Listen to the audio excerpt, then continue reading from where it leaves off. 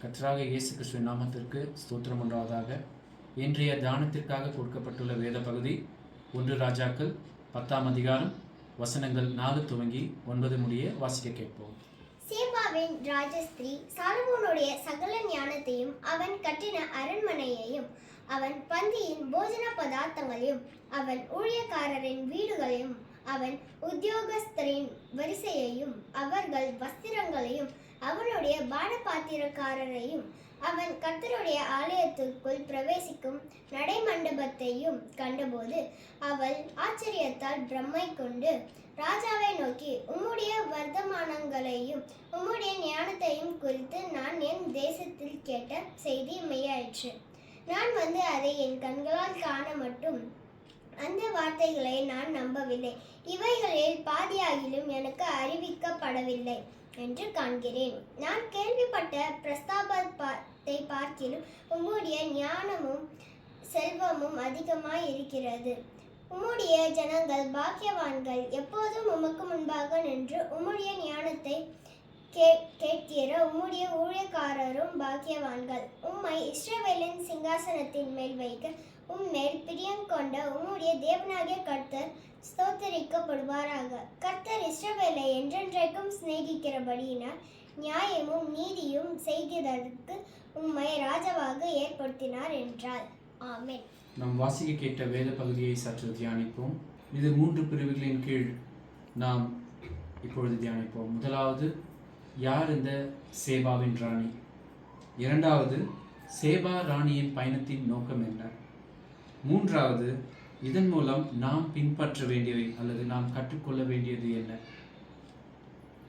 யார் இந்த சேபாவின் ராணி? பைபிளில் சேபாவின் ராணி ஒரு செல்வந்தரான சுதந்திரமான ஒரு ஆட்சியாளர். இவர் பைபிள், குரான் மற்றும் எத்தியோப்பிய வரலாற்றில் ஒரு சிறந்த நபராக இருந்துள்ளார்.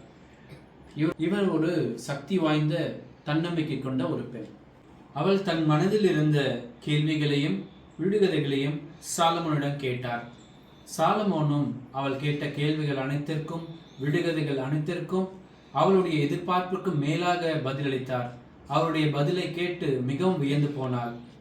எருசலேமுக்கு வந்த அவள் சாலமோனின் ஞானத்தை மட்டும் அல்லாமல் சாலமோனின் அரண்மனை அமைப்பின் அற்புதத்தையும், ஊழியர்களின் வீடுகள், உத்தியோகஸ்தர்களின் வீடுகள், வரிசைகளான அமைப்பையும் மேலும் எல்லாவற்றையும் நேரடியாக பார்த்து ஆச்சரியப்பட்டாள். சாலமோனை பற்றி கேள்விப்பட்ட பிரஸ்தாபத்தை பார்க்கிலும் நேரில் கண்ட உம்முடைய செல்வமும் அநேகமாயிருக்கிறது. உம்முடைய மக்கள் உமக்கு முன்னின்று உமது ஞானத்தை கேட்கின்ற ஊழியர்களும் உமது சேவகர்களும் பாக்கியவான்கள் என்று சாலமோனை போற்றினார். சாலமோனுக்கு ஞானத்தை வழங்கிய தேவனை துதித்தால் இஸ்ரவேல் மக்கள் மீது தேவன் காட்டின அன்பிற்காக தேவனை போற்றினாள்.